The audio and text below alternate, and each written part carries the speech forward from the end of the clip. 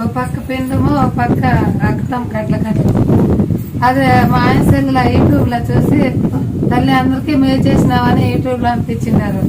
నాకేది మేలైతే నీ గుడికి వస్తానని మొక్కోండి. ఆవిడే ఇప్పుడు 2 నెలలు వచ్చిపోయింది ఆవిడే 2 సార్లు. మళ్ళీ 6 నెలల అదే అంతా మేలైపోయింది. చెకప్ పోయి వచ్చినాకనే ఏం ప్రాబ్లం లేదు. బెస్ట్ సిజరింగ్ ఆపరేషన్ చేయించుకుని గర్భ కోసమే తీసుకొస్తా నిన్ను, లేకుంటే ప్రాణాలే పోతాయి, డేంజర్ నీకే అని చెప్పింది. ఆమెకి ఆడ తమిళనాడులో యూట్యూబ్ లో చూసి మొక్కోయింది కదా, తిరగా వచ్చి చెకప్ పోతే ఏడుది లేదు, ఎలా క్లియర్ అయ్యారు.